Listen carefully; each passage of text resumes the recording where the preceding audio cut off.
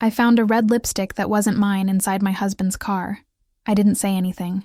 I just replaced the champagne he kept for special occasions with a liquid that revealed the truth. What happened next made the neighbors call the police and expose the biggest scandal of our family. If you're watching this now, leave your like, subscribe to the channel, and comment which city you're watching from. This story will make you rethink who truly deserves your trust. The silence in my house always seemed normal after 30 years of marriage. The ticking of the old clock in the living room marked the seconds of my life as I observed the framed photographs on the wall, family photos, happy moments, smiles that now seemed empty, as if hiding secrets in the shadows of their gazes. The jasmine perfume I wore every day no longer elicited comments from my husband, Roberto. How long had it been since he stopped noticing the little details that were part of our routine? On the solid wood dresser we inherited from my in-laws, the frame with our wedding photo had collected a thin layer of dust. No one touched it anymore. No one looked at that image of a young, loving couple who promised eternal love before the altar. The Venetian mirror hanging over the fireplace reflected a 55-year-old woman I barely recognized. Brown hair now mixed with silver strands, lines around the eyes that told stories of laughter and tears, the slightly stooped posture of someone carrying an invisible weight for too long. The coldness between us grew like an invisible wall. Dinners were silent, filled only by the clinking of silverware against the fine porcelain I inherited from my mother. Roberto came home later and later from his job at the construction company, always with the same excuse. "Important meetings, dear. The new development is consuming all my time." I believed him, or perhaps I pretended to believe, because it was easier than facing the truth. Our bedroom, once a sanctuary of intimacy and whispered confidences in the darkness, had transformed into just another room in the house. The right side of the bed, his side, frequently remained untouched until the early hours of the morning. The pillow, still with the scent of his imported cologne, waited for a head that preferred to rest elsewhere. Our life had become a well-rehearsed choreography. He would leave early. I would take care of the bakery we built together. The taste of life, our heritage, our livelihood. At night we shared the same bed, but rarely touched each other. The warmth that once existed between us had transformed into a polar distance that froze any attempt at closeness. In the bakery, I found my refuge. The aroma of fresh bread, the texture of dough between my fingers, the comforting warmth of the ovens. There I still felt alive, useful, complete. I started my day at 4 a.m, long before the sun rose, preparing the doughs that would feed the city. Customers knew me by name, appreciated my sweets, returned day after day for more than 2 decades. The bakery was my creation, my legacy, built with flour, sweat, and determination, when no one, not even Roberto, believed it would succeed. It was on an ordinary Tuesday that my life began to crumble. While organizing Roberto's clothes to send to the laundry, a small piece of paper fell from the pocket of his navy blue jacket, his favorite. A receipt from Motel Paradise, located 40 kilometers from our city. Date, 3 days ago, exactly when he said he was in a meeting with investors in another city. My heart raced. My hands trembled.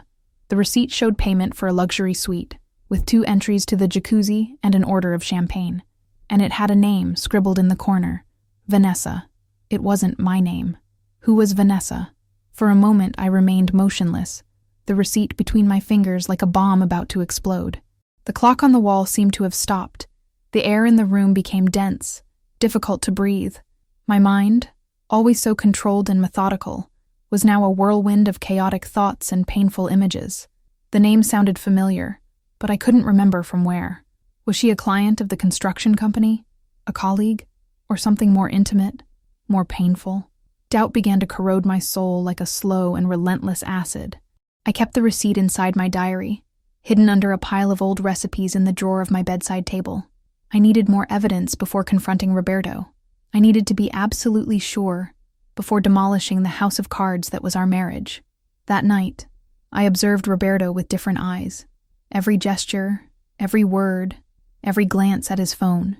He seemed normal, common, the same man with whom I had shared my life for 3 decades. But now there was a shadow between us, an invisible presence called suspicion. "How was your day today?" I asked casually during dinner, studying his reactions. "Normal. Lots of work. "We're finalizing the contracts for the Primavera residential complex," he replied, without raising his eyes from the plate of lasagna he barely touched. "And you? How was it at the bakery?" His fingers drummed on the table, a habit that always appeared when he was nervous or hiding something. I noticed red marks on his neck, not from lipstick, but the kind of irritation that arises when someone shaves hastily, probably to eliminate traces of feminine perfume. "Also normal," I replied, swallowing the bitterness along with the red wine. "Today we received a new customer. She said you recommended our bakery, someone named Vanessa." His eyes, finally, met mine. A flash of panic, almost imperceptible, crossed his face before he regained his composure. "Vanessa? I don't remember knowing any Vanessa recently." His glass trembled slightly when he brought it to his lips. A drop of wine fell on the white tablecloth, spreading like a small red wound on the immaculate fabric. The lie came from his lips with an ease that frightened me. How many other lies had he told me over the years? How many other receipts? How many other motels? How many other Vanessas? The rest of dinner proceeded in a silence loaded with unspoken tension. Roberto avoided my gaze, too focused on the news on television. I observed his every movement, every nervous swallow, every furtive look at the cell phone he kept turned face down on the table, as if fearing I might see some revealing notification. After dinner, he announced he needed to review some documents in his office. He locked himself in there for hours, probably checking messages and making calls I wasn't supposed to hear. I went up to the bedroom alone, as on so many other nights, but this time with a knot in my stomach and a growing determination in my heart. In the following days, I transformed myself into a detective of my own life. I began to investigate every corner of our shared existence. I checked the glove compartment of the car and found a package of wet wipes with intense red lipstick stains. I never wore red lipstick. Roberto always said it didn't suit me. "You have too delicate a face for such strong colors," he would say, years ago, when I tried a more vibrant shade. "Soft colors suit you better, Clara." And I, always eager to please him, never wore red again. In the pocket of another pair of pants, I found a business card from the Central Hotel with a phone number handwritten on the back.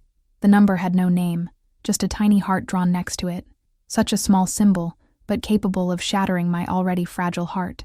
I kept each piece of evidence, photographed each proof with my cell phone, creating an archive of betrayal that grew day by day. The third clue came when I examined the history of the joint credit card we maintained. Expenses at expensive restaurants during lunch hours, jewelry gifts on dates that didn't coincide with our anniversary or other celebrations, and then, the most disturbing, a subscription to an exclusive lingerie store whose packages never reached my hands. On one of those nights of investigation, I found something even more shocking. A small picture frame hidden inside a folder of old documents in his office. The photo showed a stunning young blonde, with penetrating blue eyes and a radiant smile. I turned the frame over and read the handwritten inscription on the back. "Forever yours, Vanessa." The pain I felt was physical, as if each discovery was a knife penetrating deeper into my chest. I spent nights without sleep, tossing in bed, observing Roberto's peaceful face on the pillow beside me, imagining with whom he dreamed. It wasn't me. Of that I was certain. On one of these sleepless nights, I got up silently and observed Roberto sleeping, the man with whom I shared my youth, my dreams, my body, the man who promised me fidelity before God and men. He was aging well, with his graying hair at the temples and the expression lines that only accentuated his mature beauty. How could he seem so peaceful while destroying our family from within? For a brief moment I considered waking him up, throwing the evidence in his face, demanding explanations right there, in the middle of the night. But something held me back. An inner voice that said we deserved more than a melodramatic scene. We deserved justice. I needed help. I needed confirmation. That's when I decided to hire Marcelo, a private investigator recommended by Helena, my only true friend, the only person in whom I confided my anguish. Helena and I met in adolescence and remained friends through marriages, children, losses, and gains.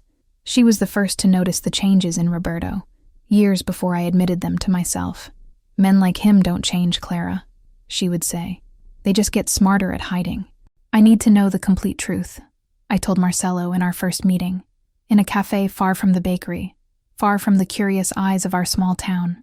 "I need to know who she is, how long this has been going on, and if there are more things I don't know. Marcelo, a middle-aged man with tired eyes that seemed to have seen too many betrayals, simply nodded. I'll need some data, routines, and an advance for expenses. In a week, Mrs. Clara, you'll have your answers. I gave him all the information I had collected. Roberto's schedules, frequented places, the phone number found on the business card, copies of credit card statements. I also provided a recent photograph of Roberto and the image of the mysterious Vanessa I found hidden in his office. Be discreet, I asked as I said goodbye. My son can't know anything about this yet. I need to protect him. Tiago, our only son, was a firefighter in the city. A 30-year-old man, honest, hardworking, the pride of our family. He had just gotten engaged 6 months ago, and the wedding date was approaching. I couldn't risk the scandal of his parents ruining his happiness. The longest week of my life dragged like a wounded reptile. I continued my routine at the bakery, smiling at customers, baking breads and cakes, while inside I was slowly falling apart. Roberto seemed more distant than ever, always on the phone, always with important meetings that extended late into the night. Each morning at the bakery was an exercise in self-control. I smiled at regular customers, exchanged recipes with the neighborhood ladies, prepared the favorite sweets of children passing by on their way to school. How do you manage to keep that smile all day? Antonia, my oldest and most loyal employee, would ask. If she knew that each smile cost me a piece of my soul. On Wednesday, Roberto announced another business trip. He kissed me distractedly on the forehead and left with a small suitcase, promising to return on Friday. As soon as his car left the garage, I called Marcelo. He just left for a supposed trip, I informed him. It might be an opportunity. I'm keeping an eye, Mrs. Clara. Marcelo replied with his deep voice. Don't leave home today. You might receive important news. That same night, I received the first photographs by email. Roberto entering the Motel Paradise, not in another city, but just 40 kilometers from our house. He wasn't alone. The woman accompanying him was young, blonde, wearing a tight red dress that accentuated every curve of her body. Her face wasn't yet visible in the images, but something about that silhouette triggered an alarm in my memory. On Friday, I received Marcelo's message. I have the information. Let's meet at the same place at 3 p.m. I left Antonia, my oldest employee, in charge of the bakery, and drove to the cafe with my heart in my throat. Marcelo was already waiting for me, with a brown folder on the table and a grave expression that announced bad news. The cafe was almost empty at that hour. A soft ambient music tried, unsuccessfully, to alleviate the tension emanating from our table. I ordered a coffee that I knew would remain untouched, more as a pretext to occupy my trembling hands than from a desire to drink it.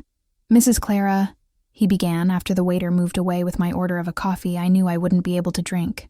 What I discovered goes beyond the initial suspicion. Your husband is not just having an affair. He opened the folder and slid across the table the first photographs. Roberto entering an exclusive restaurant in the center of the neighboring city, hand in hand with a woman. A young woman, perhaps 30 years younger than him, with flowing blonde hair and a red dress that embraced every curve of her body. In the following photos, they exchanged passionate kisses, without any concern for curious glances. Roberto caressed her face with a tenderness he hadn't shown me in years. In one of the images, he was sliding a delicate diamond necklace down her neck, probably the jewelry item that appeared on the credit card statement. My stomach twisted. Who is she? I asked with a choked voice. Vanessa Rodriguez, 27 years old, works as a saleswoman in a decoration store. But that's not all. She has a connection to your family. Marcelo hesitated, as if pondering the best way to deliver the final bomb. He took a long sip of his coffee, placed the cup carefully on the saucer, and looked directly into my eyes. Mrs. Clara, Vanessa Rodriguez is your son Tiago's fiancée. The revelation hit me like lightning. Vanessa was Tiago's fiancée, my son. The woman he introduced to us just 6 months ago. The woman I called daughter when they announced their engagement. The woman who planned to officially enter our family. The world around me seemed to slow down. The sounds of the cafe became distant, as if I were submerged in deep waters. The cup I was holding slipped from my fingers, spilling coffee on the table, but I barely noticed. How did I not perceive this before? How did I not recognize that smiling face in the hidden photograph? Flashes of memory flooded my mind. The engagement dinner where Tiago announced he was getting married, Roberto offering an enthusiastic toast, Vanessa hugging me and calling me Mom for the first time. I even commented on how she was too beautiful for our simple son, and everyone laughed. Everyone except Roberto, who just smiled that enigmatic smile that now made sense. "How long?" I managed to ask, as tears blurred my vision. "From what I could gather, the relationship began before she met your son. In fact, it was your husband who orchestrated the meeting between the two." The following photos showed Roberto and Vanessa entering the Motel Paradise, the same one from the receipt. She wearing the red lipstick whose marks I found on the wipes. He carrying a bottle of champagne he kept at home for special occasions. The horror of the situation hit me in waves. Roberto wasn't just cheating on me with a younger woman. He had deliberately placed that woman in our son's life. Why? What would be the purpose of such cruelty? I remembered how Roberto insisted that Tiago attend that happy hour at the construction company, where, coincidentally, Vanessa was present, working temporarily as a receptionist. How he mentioned several times that Tiago needed to establish himself, start a family, take on responsibilities. Everything was part of a larger plan, a plan I still didn't fully understand. The answer came in the last photos and in an audio recording that Marcelo played discreetly on his cell phone. Roberto and Vanessa, in a cafe, discussing not love or passion, but money, my money, our bakery. "When we get married, you'll be a partner in the bakery," Vanessa was saying to Tiago in a secretly recorded audio. "Your mother already promised to pass part of the business to you as a wedding gift." My son's voice, so naive, so confident. "We don't need that, Vanessa. I have my job. We're fine as we are. Don't be silly. It's a golden opportunity. Besides, your father guaranteed he'll convince Clara to transfer the property to us. He said he's tired of waking up early to take care of that place." Roberto never woke up early to help at the bakery. That was my daily sacrifice, my work, my passion. The bakery I built with my own hands, even when he doubted the success of the venture. "Don't you understand? That bakery is worth more than $2 million, Vanessa continued, her voice drenched in greed. "With the privileged location, we can transform it into something much bigger. Your father already has contacts interested in forming a chain. We just need your mother to sign the papers." The next recording showed a conversation between Roberto and Vanessa in a hotel room, after what appeared to have been an intimate encounter. She, wrapped in silk sheets, hair disheveled. He, half naked, serving 2 glasses of champagne. "How much longer do we need to maintain this farce?" she asked, with a pouty expression on her red lips. "I'm tired of pretending to love that simple little firefighter, and his hands are so rough." Roberto laughed, a cold laugh I had never heard before. "Just until after the wedding. Once we get her share of the bakery, we can proceed with the plan. You divorce Tiago, get a good settlement, and I finally get rid of that annoying old woman. Annoying old woman. That's how he referred to me. The woman who dedicated 30 years of her life to building a family, a home, a business." The recording continued, revealing a meticulous plan. After the wedding, they would convince Tiago to take over the management of the bakery. Gradually, Roberto and Vanessa would take financial control, while I would be gently pushed away from my own business. "She can stay at the cash register, she's already used to that," Roberto said with a cruel laugh I had never heard before. The final blow came when I discovered that Roberto had debts. Gambling debts he had hidden from me for years. Debts he planned to pay with the bakery's money after he managed to take it from my hands. "He frequents an underground casino on Thursday nights," explained Marcelo, showing images of Roberto entering a discreet building on the outskirts of the city. "From what I could discover, he owes more than $300,000 to dangerous loan sharks. The bakery would be his salvation." Marcelo continued, "And there's one more thing, Mrs. Clara. Vanessa is not who she claims to be. Her real name is Gabriela Santos. She has a police record for small scams and fraud. She met your husband approximately a year ago when she was working as a waitress at a bar near the casino." Each revelation was like a new dagger in my already torn chest. It wasn't just betrayal. It was an elaborate conspiracy to steal my livelihood, destroy my family, and discard me like a valueless object. I left that meeting destroyed, but with a clarity I had never felt before. The pain transformed into something more potent, more dangerous. Revenge. Not just for me, but for Tiago, our innocent son in this dirty game. "What do you intend to do now?" asked Marcelo as he accompanied me to the parking lot. Justice, I replied simply. I'm going to do justice. The afternoon sun was beginning to decline when I got into my car. The sky acquired orange tones that would normally enchant me, but that day, all I saw were shades of red. The red of anger, of Vanessa's lipstick, of the figurative blood of my shattered family. I drove aimlessly for hours, processing everything I had discovered. Silent tears ran down my face as I mentally reviewed each moment of the past few months, now under a new sinister light. Roberto's excessive attentions with our son's perfect fiancé, the constant compliments on Vanessa's intelligence, the suggestions that I should start teaching the secrets of the bakery to the future daughter-in-law. When I finally returned home, it was already night. Roberto had returned from his business trip and was watching television in the living room, comfortably installed in the leather armchair I bought for his 50th birthday. "Where were you?" "I called the bakery and Antonia said you left early," he asked, without taking his eyes off the screen. "I went to visit Helena. We missed each other," I lied with the same ease with which he had been lying to me for so long. He murmured, disinterested. "Tiago called. He and Vanessa are inviting us to dinner tomorrow. They want to discuss wedding details." I observed his profile in the dimness of the room, illuminated only by the bluish light of the television. How could he mention her name, knowing what he was doing behind my back? How could he talk about our son's wedding when he planned to use that same marriage to destroy us? "Of course," I replied, forcing a smile. "I can't wait." The following days were dedicated to planning every detail of my revenge. First, I announced a fictitious trip. I told Roberto I needed to visit my sick sister in another city, that I would be gone for 3 days. He barely concealed his relief upon hearing the news. "Don't worry about the bakery," he said, suddenly solicitous. "I can ask Tiago and Vanessa to keep an eye on it." The mention of the two names together now caused me physical pain, as if needles were piercing my heart. Our son, so honest and dedicated, being manipulated by his own father and the woman who claimed to love him. "It won't be necessary," I replied, with a smile that didn't reach my eyes. "Antonia will take care of everything." My plan was beginning to take shape, like a bread dough that grows slowly, awaiting the perfect moment to go into the oven. On the day of my supposed departure, I kissed Roberto on the cheek and left with my suitcase. I drove to the bus terminal, bought a ticket I would never use, and discreetly returned to the city. I installed myself in Helena's house, who promptly offered shelter for my operation. "Are you sure about this, Clara?" she asked when I explained what I intended to do. "You could simply confront them, get a divorce, and move on with your life."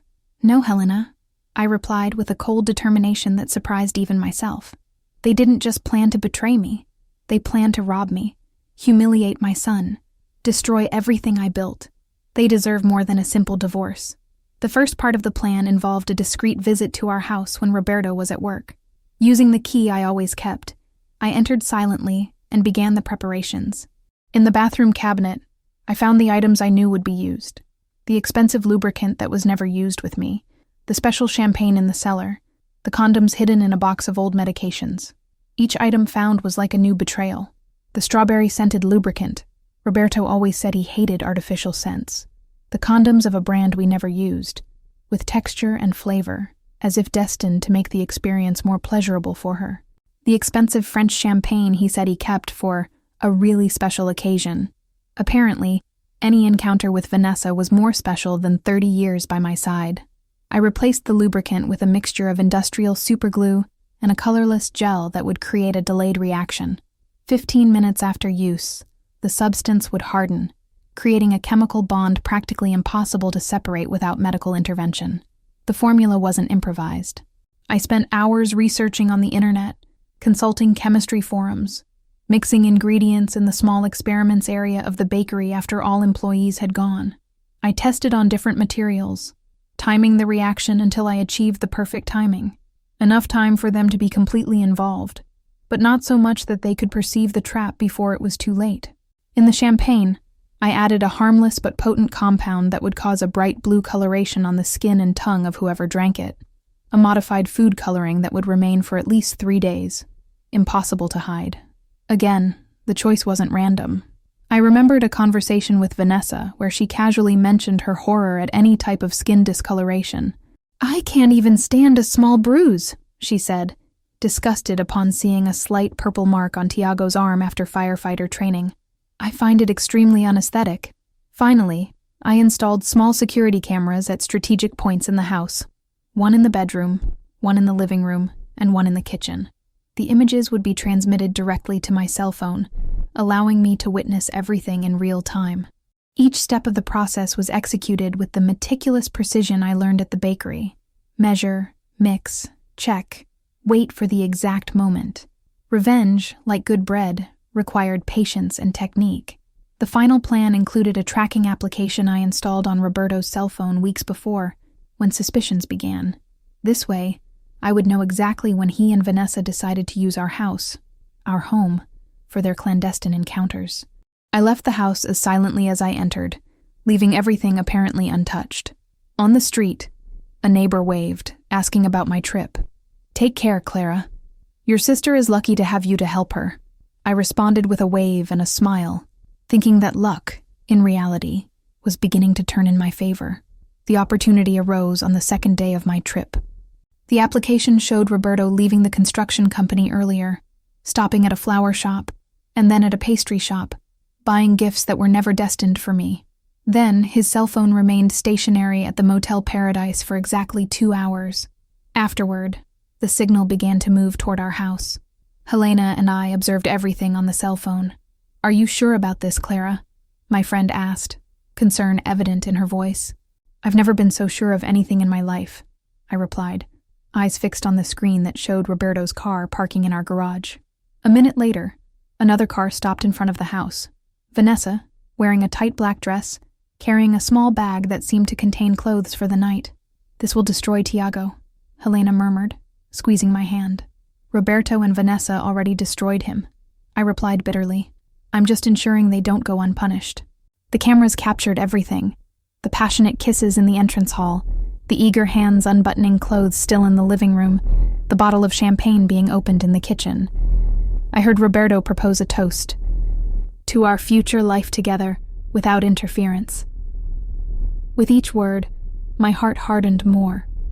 There was no longer space for doubts or mercy.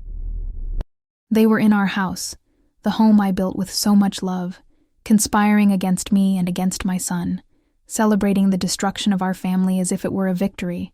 They drank, unaware of what would come next. Within minutes, both their lips began to acquire a bluish tone that quickly spread to their tongues and the inside of their cheeks.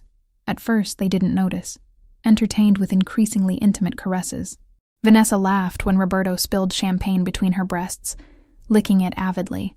The contrast between the golden liquid and the now slightly bluish skin created an almost surreal image on my cell phone screen. "Are you blue?" she suddenly asked, moving away to observe him better. Roberto frowned, confused. "What are you talking about?" "Your mouth, it's blue!" exclaimed Vanessa, abruptly standing up and running to the mirror in the hallway. Her scream of horror resonated through the house when she saw her reflection. "My God! What's happening? I'm blue." "Must be some allergic reaction." Roberto tried to calm her, although his own face showed panic as he checked his appearance in the same mirror. Maybe something in the champagne. "Allergic? I'm blue, Roberto, blue. How am I going to appear like this? The wedding is in 3 weeks." It was in the bedroom, our marital bed, where the true trap closed. The adulterated lubricant fulfilled its function with a terrible efficiency. The screams started low, confused, and quickly escalated to howls of pain and panic. "What's happening?" Vanessa screamed, desperately trying to separate herself from Roberto, only to discover they were physically united in a way that made any movement an agony. "I can't get out! We're stuck!" Roberto roared, his face contorted with pain, now with his mouth completely blue from the adulterated champagne. The scene was so chaotic, so noisy, that it didn't take long for the neighbors to realize something serious was happening. Mrs. Marta, the most meddlesome neighbor on the street, was the first to call emergency services, reporting horrible screams coming from the Mendoza house. "It sounds like they're killing someone in there," I heard her say on the phone, her shrill voice captured by the cameras I installed. "Come quickly. Poor Clara is traveling, but her husband is at home and there seems to be an emergency." In a few minutes, The lights of a police car were reflected on the walls of the living room, visible through the windows. The screams continued, now interspersed with crying and mutual accusations. "You did this on purpose!" Vanessa screamed, blue tears running down her contorted face. "You knew this was going to happen." "How could I know?" Roberto retorted, equally desperate. "It's the same lubricant we always use. Someone set us up. Clara. It must have been her. Somehow she found out." It was time to put the last part of the plan into practice. I called Tiago, my son, a firefighter by profession. "Son, I'm receiving calls from the neighbors saying there are screams in our house. I'm traveling. Can you check? I'm worried it might be thieves." Tiago, always responsible, always protective, responded immediately. "I'm on duty now, Mom. I'll send a team there right away. Don't worry." What he didn't know was that it would be him, with his team of firefighters, who would find his father and his fiancée in a situation impossible to explain. Helena and I arrived discreetly on my street exactly when the fire truck was parking. Tiago led the team, the serious expression of a professional ready to face any emergency. Several neighbors were already gathering on the sidewalk, kept at a distance by the improvised police cordon. Familiar faces, people who greeted me every morning at the bakery, who witnessed Tiago's growth, who attended the announcement of his engagement, all there to witness the fall of the perfect facade of the Mendoza family. From the car, we watched him enter the house, using the emergency key we always kept hidden in the garden. The silence that followed lasted only a few seconds, before we could hear the scream of shock and disbelief. The neighbors began to gather on the sidewalk, curious about the commotion. Mrs. Marta, Mr. Antonio from the pharmacy, the entire Silva family, all witnesses to the scandal that was unfolding. "What could be happening?" they whispered among themselves, stretching their necks to try to see beyond the open doors. "I heard a woman screaming," said Mr. Antonio. "I thought Clara was traveling." "And she is," confirmed Mrs. Marta, the local authority on other people's business. "She went to visit her sick sister. It must be some intruder." Minutes later, an ambulance arrived, followed by a police car. Standard procedure in unclassified emergency cases. Tiago came out of the house, his face pale, his eyes red like someone who had just seen his world crumble. One of his fellow firefighters followed him, placing a comforting hand on his shoulder. "Man, I'm so sorry," I heard him say. I have no words." It was at that moment that I decided to get out of Helena's car and walk to my house, perfectly playing the role of the concerned wife who hastily returns from a trip upon hearing of an emergency. "Tiago, what happened?" "I came back as soon as I received your message," I exclaimed, running to my son, who looked at me with a mixture of pain and confusion that broke my heart. His mouth opened and closed several times, as if the words were stuck in his throat. How to explain to a mother that he had just found his father in bed with his fiancée? How to articulate such a deep and complex betrayal? "Mom," he began, his voice breaking, "it's better if you don't go in." But it was too late. The paramedics were already coming out of the house carrying an improvised stretcher, covered with sheets, trying to hide the embarrassing situation of the united patients. Even so, it was impossible not to notice the two bodies stuck to each other under the fabric, or the bright blue faces and lips that denounced the infidelity like a mark of Cain. "Roberto?" I asked, feigning surprise. "What? Who's with him?" It was Mrs. Marta, always eager for drama, who answered before Tiago could protect me from the truth. "It's Vanessa, Clara, Tiago's fiancée. They were together in your bed." Good heavens, what a shame. The murmuring among the neighbors grew. I heard fragments of conversations. I always suspected. Poor Clara. And Tiago. What a family, my God. A mixture of genuine horror and secret satisfaction filled my chest. The plan was working perfectly, perhaps even better than I expected. The public humiliation I planned for them was happening before my eyes, amplified by the unexpected presence of so many witnesses. Tiago hugged me, trying to move me away from the scene, to protect me from the scandal. But I gently disengaged myself and walked to the ambulance.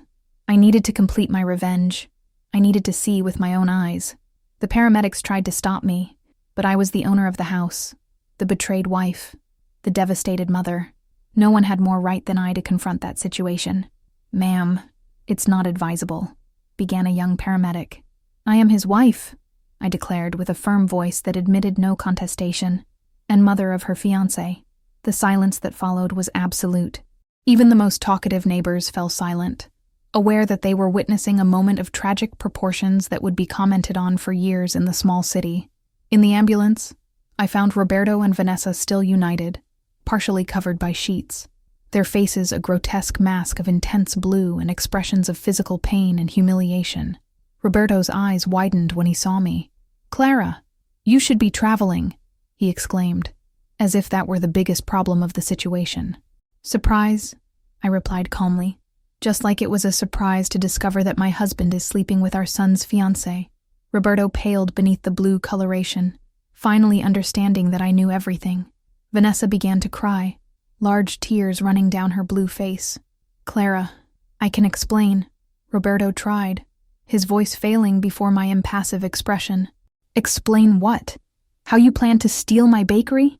How you intended to use our son as a pawn in your dirty game? Or perhaps you want to explain the gambling debts you hid from me for years?" His face contorted in shock. He didn't expect me to know so much. At his side, Vanessa seemed equally stunned. "There's nothing to explain," I cut him off, maintaining a composure that surprised even myself.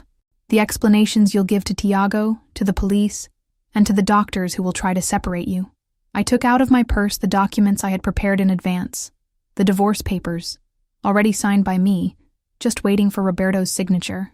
"Consider this a parting gift," I said, placing the documents on his chest. "Ah, and there's one more thing."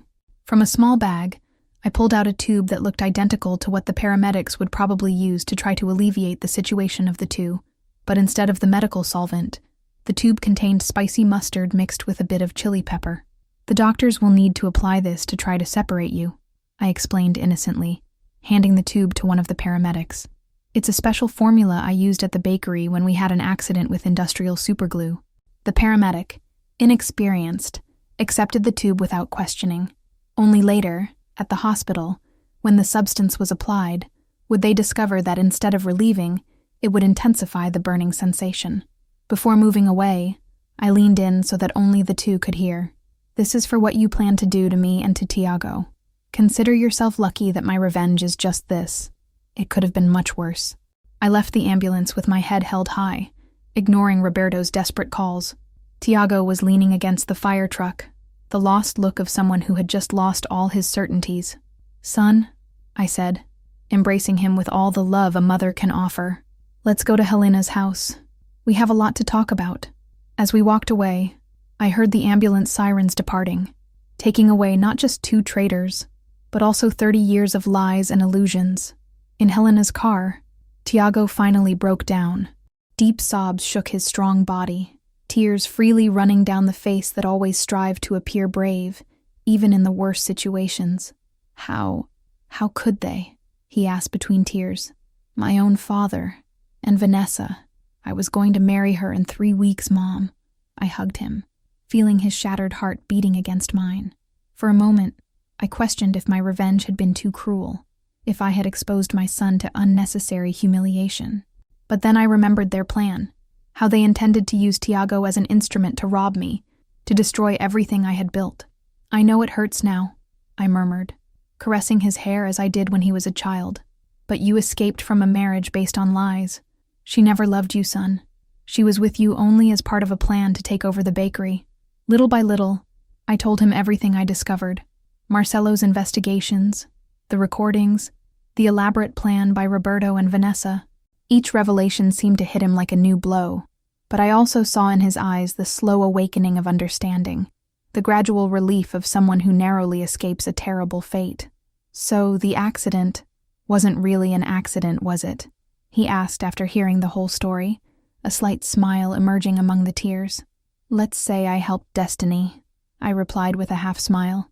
"They deserved something worse for what they planned to do to us." At the hospital, the scandal continued. The emergency room was filled with whispers and curious glances as doctors tried to separate the illicit couple. The application of the mustard tube I delivered caused screams that could be heard throughout the floor, attracting even more attention to the embarrassing situation. The doctor in charge, Dr. Paulo, an old family friend, looked at Roberto with evident disapproval. "I never thought I'd see you in this situation, Mendoza. And with your son's fiancé? This is too low. even for the cases I see here. The nurses, who knew me from the bakery where they always bought fresh bread before their shifts, demonstrated a silent solidarity, treating the patients with the necessary professional coldness, but without the extra compassion they normally offered. It took 6 hours of procedures to finally separate Roberto and Vanessa, leaving both with superficial injuries that required bandages and antibiotics. But the emotional and social wounds they caused would be permanent and impossible to treat. Tiago refused to visit either of them in the hospital. Instead, we spent the night at Helena's house, where he cried as he hadn't done since childhood, his heart broken not by one, but by 2 simultaneous betrayals, from the father he admired and the woman he planned to make his wife. "How will I move forward, Mom?" he asked between sobs. "How will I appear at the fire station knowing that everyone must already be talking?" "With your head held high," I replied, holding his hands between mine. "You did nothing wrong, Tiago. The shame is not yours to carry." In the days that followed, the news spread like wildfire in dry straw. The small town, always eager for scandals, talked of nothing else. At the bakery, customers doubled, not so much for the bread, but for the chance to glimpse the betrayed woman who took revenge in such a spectacular way. "You're my heroine," whispered a customer as she picked up her morning French bread. "My husband cheated on me last year and I did nothing. I wish I had your courage." Another lady discreetly squeezed my hand. "He deserved worse. Men like your husband think they can do whatever they want without consequences." Female solidarity manifested in the most unexpected ways. I received flowers from strangers, cards of support, even proposals for interviews for local newspapers, which I politely declined. I didn't want fame. I just wanted justice, and that had already been done. Roberto tried to call me dozens of times. I blocked his number. He tried to send messages through acquaintances. I ignored them all. When he finally understood there was no way back, he sent his lawyer to negotiate the terms of the divorce. "My client is willing to give up his share in the bakery in exchange for the house," began the lawyer, a man in an expensive suit and flexible morals. I smiled, a cold smile that showed no joy whatsoever. "Your client has no choice. I have enough evidence to take him to court for financial fraud and attempted embezzlement. The recordings are quite clear about his intentions with the heritage I built." The lawyer paled. Roberto apparently hadn't told him the whole story. "What recordings?" In response, I played the audio captured by Marcelo, where Roberto and Vanessa discussed in detail how they would take control of the bakery after manipulating Tiago. The man adjusted his tie, visibly uncomfortable. "I understand. I'll consult with my client about this new information." "Do that," I replied calmly, "and inform him that he has 48 hours to accept my terms, or the recordings will be delivered not only to the police, but also to the judge who will analyze our divorce. I can initiate a criminal process," I continued calmly, "or we can resolve this civilly. He gives up any claim to the bakery, the house, and any other assets. In exchange, I don't take these recordings to the police." 2 hours later, all the documents were signed. Roberto would leave with only the car and his clothes, most of which I sent to the curb in black garbage bags that same day. He came personally to collect his belongings, his face still with a slight bluish tone, a visible reminder of his disgrace. I watched him from the window, not deigning to open the door. Our gazes crossed briefly, his pleading, mine impenetrable. For an instant, I remembered the young man I fell in love with 3 decades ago, the engineering student with ambitious dreams and a captivating smile, the man who held my hand during Tiago's difficult birth, who cried when we bought our first house, who celebrated with me when the bakery finally started making a profit. Where did that man get lost? At what moment did he transform into the stranger with blue lips, who now collected his clothes from the curb under the curious glances of the neighbors? Vanessa disappeared from the city, taking with her only the shame and blue lips that, as promised by the manufacturer of the dye, remained colored for a full 3 days, enough time for her story to spread to neighboring cities, making it impossible to rebuild her reputation in the region. I later learned, through Marcelo, who continued monitoring the situation, that she tried to extort money from Roberto, threatening to expose even more sordid details of the case. He, already financially ruined by the divorce and gambling debts he now had to honor alone, had no way to pay for her silence. The last I heard about her was that she had moved to the capital, where she was trying to start over with a different name. The following months were of reconstruction. Tiago, after a period of mourning for the lost relationship and the destroyed father figure, gradually returned to his routine at the fire department, where he found unexpected support from colleagues who, instead of mockery, offered solidarity and respect for how he conducted the situation with dignity. "You're not the one who should feel ashamed," the captain told him during a private conversation. "Your father and that woman are the only ones who need to hide their faces. You're one of our best men, Mendoza, and you'll continue to be, no matter what happens." The bakery prospered even more, now with Tiago helping on weekends, not out of obligation, but by choice, as a form of rapprochement between mother and son that strengthened our bonds beyond the imaginable. "I never realized how much work it takes to keep this place running," he commented one Sunday, while helping to prepare the dough for Monday's baking. "You built something incredible here, Mom." "We built it," I corrected with a smile. "This bakery has always been part of our family, the real family. As for me, I rediscovered an inner strength I didn't know I possessed. The woman who tolerated silences and accepted flimsy excuses was replaced by someone who wasn't afraid to go on alone, who knew her worth, and accepted nothing less than she deserved. I began to explore new horizons, both personal and professional. I enrolled in an advanced pastry course I always wanted to take, but that Roberto considered unnecessary. I renewed my image, cutting the hair I kept long for decades, because he said he preferred it that way. Small liberations that, added up, represented a woman being reborn from the ashes of a marriage that was never what it seemed. The bakery also transformed. I hired a talented young baker who brought new ideas and techniques. We expanded the menu, renovated the decoration, created a cozy space where customers could enjoy coffee and artisanal breads in a warm environment. The taste of life became more than a bakery. It was a meeting point, a refuge, a symbol of renewal. On a Sunday afternoon, 6 months after the scandal, while closing the bakery, I received the unexpected visit of Dr. Paulo, the doctor who attended to Roberto and Vanessa on that fateful night. "I came to buy bread for tomorrow's breakfast," he said with a kind smile, "and perhaps invite the bravest baker I know to dinner one of these days." Paulo had always been a discreet man, a widower for 5 years, respected by the entire community. Our paths occasionally crossed at city events, but he had never shown interest beyond professional cordiality. "People don't stop talking about how you handled all this," he continued, "with dignity, strength, without letting yourself be beaten down. It's admirable, Clara." I smiled back, a genuine smile this time. I think the baker would love that. Our first dinner was at a restaurant outside the city, away from curious glances and whispered comments. We talked for hours about books, music, old dreams, new possibilities. We didn't mention Roberto or the scandal. That night wasn't about the past. It was about what might come next. Life went on, not in the way I planned during 30 years of marriage, but perhaps in a better, more authentic way. The betrayal of Roberto and Vanessa, which should have destroyed me, ended up being the catalyst for my liberation. Contrary to what they planned, the bakery prospered even more under my renewed administration. Tiago found a new love, this time with a young teacher who admired him for the man of integrity he was, not for hidden interests.